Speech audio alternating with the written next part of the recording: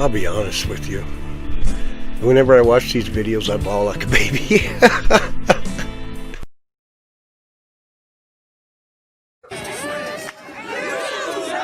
It's been a weekend of celebrations here in Washington, D.C. for supporters of Joe Biden, who are delighted their man has been elected into the White House. We are celebrating because Trump is leaving. Yeah, right? Trump is a racist.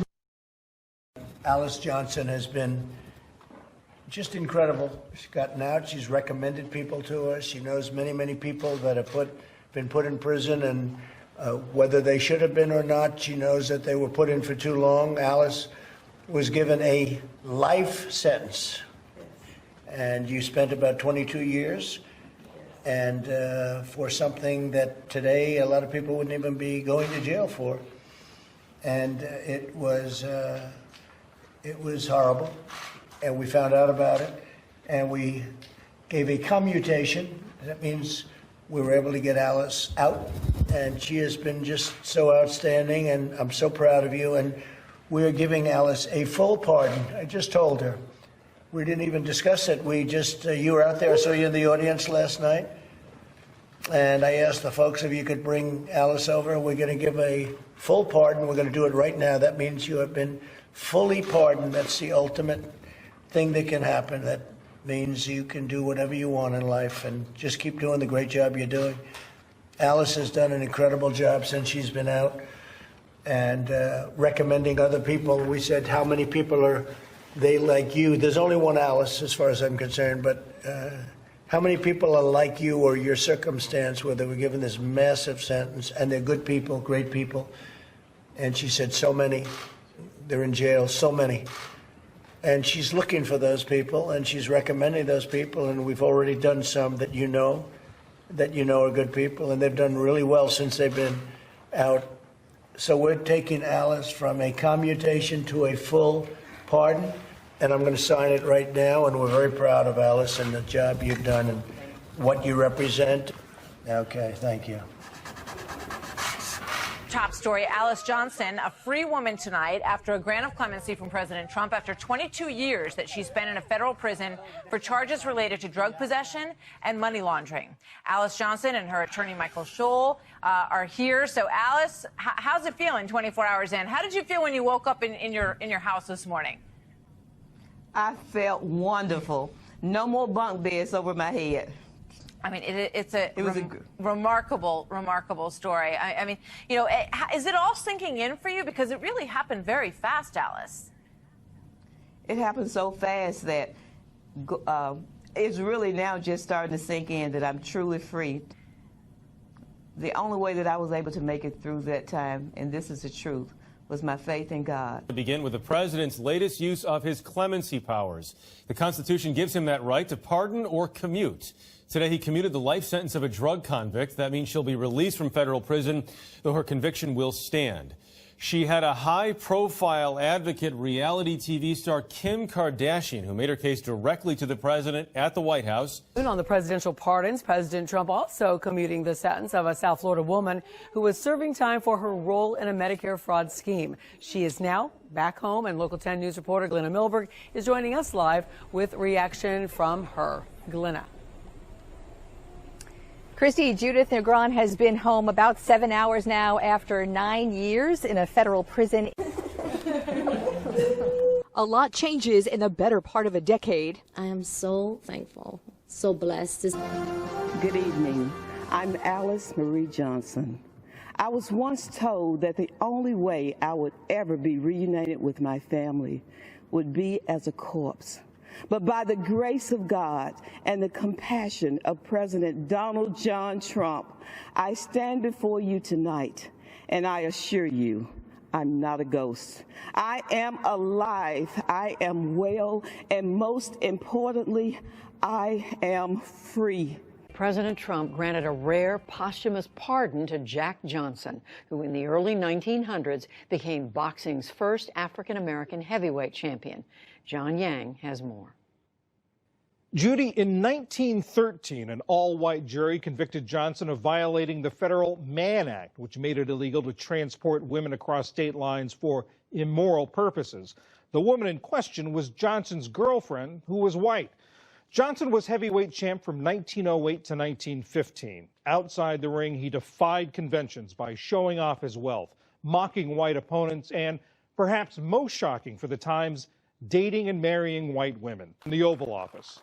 I am taking this very righteous step, I believe, to correct a wrong that occurred in our history and to honor a truly legendary boxing champion, legendary athlete, and a person that when people got to know him, they really liked him, and they really thought he was treated unfairly. An ex-boxer from Gary, Indiana, serving life in prison is now instead a free man. The president granted him clemency. WGN's Marcella Raymond is live with that story. Marcella.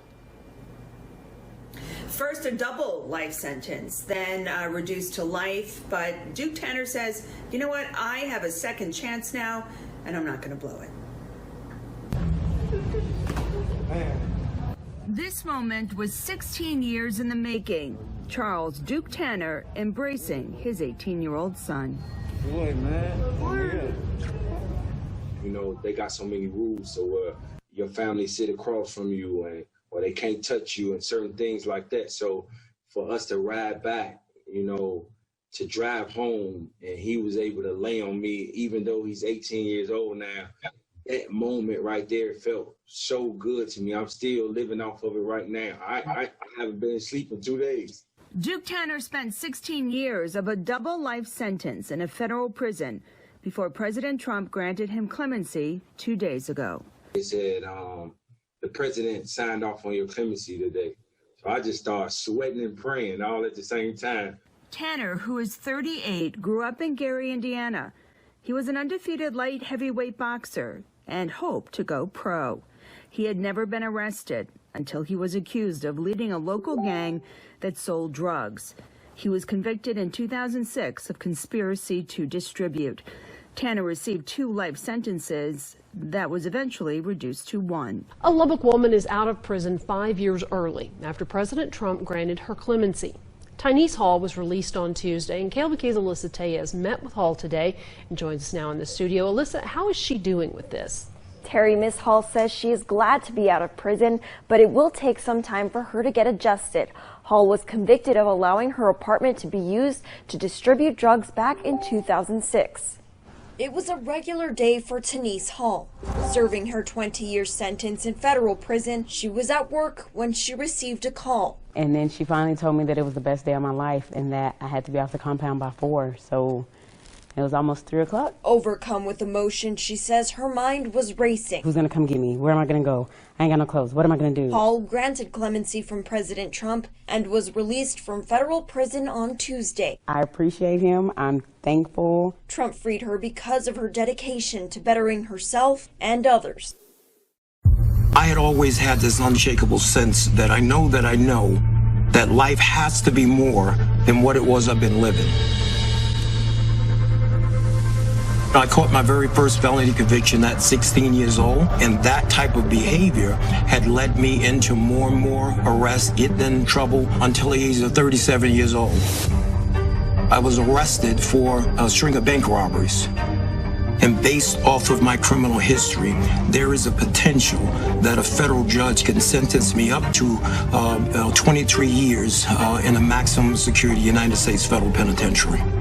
And in that moment, I played a let's make a deal with God. And I asked God to climb into the robe of that judge. Whether it's 10 years or 50 years, I'm going to invest the rest of my life serving you. And I stood before that federal judge. Judge Mahan took his glasses off, leaned back and said, I don't know why I'm going to do this. But he said, I'm not going to give you what you deserve. Then he gave me a lesser sentence. And as I laid on that stainless steel cell, shackled by my hands and my feet, I heard God utter into my spirit, my son, I honored what you asked me to do. He said, never forget the promise. that you made to me. And ever since that day, I got up off that floor and my life went in a 180-degree turn in the other direction. When John got that sentence, I just shook my head. I said, wow, John, you are destined for bigger things than prison. My name is Richard Beasley. I was an FBI special agent for about 25 and a half years. It was something about his demeanor when he walked into that room. I had this feeling like everything's gonna be okay. Then when he got out, he gave me a call and says, hey, Rich, let's have lunch. So I met him at the McDonald's, and he's got a Bible with him. I've seen that before where guys have used a Bible as a prop. It took me about 30 seconds to understand that this was not a prop with John. He was a changed guy from the man that I arrested, several years before. When I saw the way that he treated me fairly, I saw the man behind the suit. I started thinking, man, if that worked for me with this law enforcement officer, how can I multiply that and get more law enforcement officers involved so that we can impact this on a larger scale?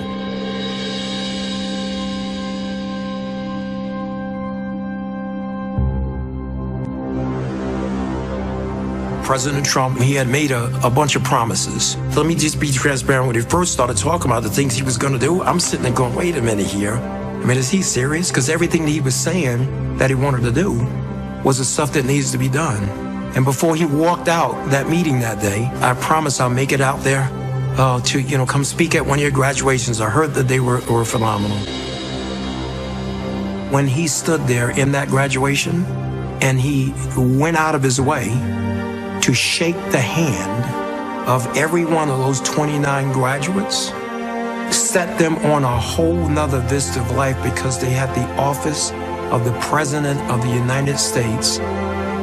The promises that he made was promises that he kept. 2 years ago, I was honored to tell John Ponder's story of transformation in the Rose Garden on the National Day of Prayer. Today, I'm thrilled to welcome him back to the White House. John's life is a beautiful testament to the power of redemption. Man, if this don't make you cry, you're not human. If President Trump is a racist, he's the worst racist I've ever seen. Fact. The media don't want to tell you nothing. They don't want you to know nothing. That's why they don't say nothing. Not only are they liars, they just won't tell you what's going on. What's happened to the news? It's not news anymore. It's disinformation and a lack of transparency. What is going on in Arizona? And why is the media not talking about it? Why are they not covering it? I was there. I saw what I saw, and I can never unsee or unhear the evidence that was presented, but our media is lying to us. They don't want to tell you what was said at the hearing. You don't even call it a hearing, a meeting, a evidentiary meeting that happened in Arizona. I was there. Listen, I heard the Trump's campaign legal team with the witness, and I was only there for one witness. I couldn't stay the whole time. Me and my wife had to go to the baby appointment. Y'all know we got the baby on the way. Anyway, but I listened to one witness, and it was overwhelming, to the point where the state legislators were saying, we need to convene a special session so that we can investigate the Dominion voting machines. You know,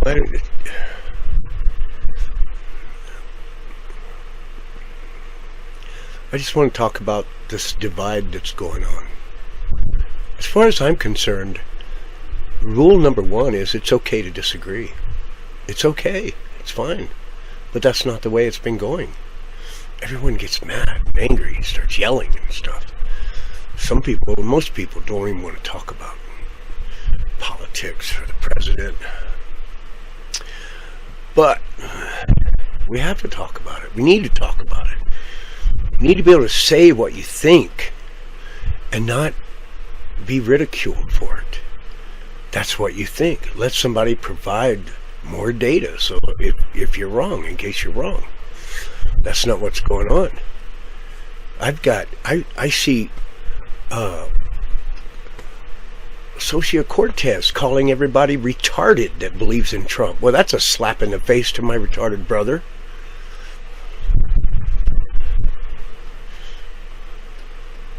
Half America is retarded? Alicia Cortez? Alexandria Cortez? Whatever your name is. I mean, it's just ridiculous how insulting people are. And it's amazing. It's like, what do you think? I see this guy. What do you think of Trumpsters? Oh, well, they're uneducated, retarded, racist. You know, I'm not any of those. I'm none of those. Maybe a little. But I'm also me. And how can you have a conversation if you don't have respect for the other person? I do. I have respect for anybody out there. I treat people the way I'd like to be treated. But, you know, I mean, to go straight to name calling is disrespectful, rude, and you need to be punched in the mouth if you're standing in front of me saying shit like that. I'm not saying what? That's a guy. That's what guys do. I did prison time. You know what? When somebody disrespected you in prison, you punched them right away. You took care of it. You either get your ass kicked, you win, or you lose. But you don't stand there and take it, because then they'll do it to you every day. You got to stand up for yourself. That's one of the first things that you do when you go to prison.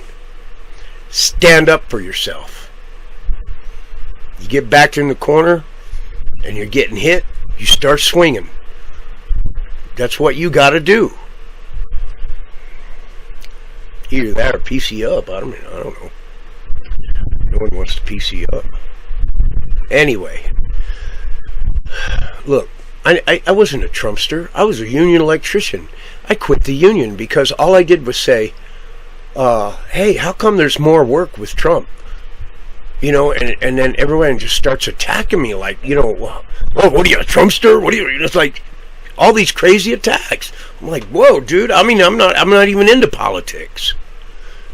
I'm a musician. I'm an electrician. But one thing I can't stand is a disrespectful attitude when you're having a conversation with someone. I respect what you have to say. And if you want to sit there and call me names, better not be in person. We'll take care of it.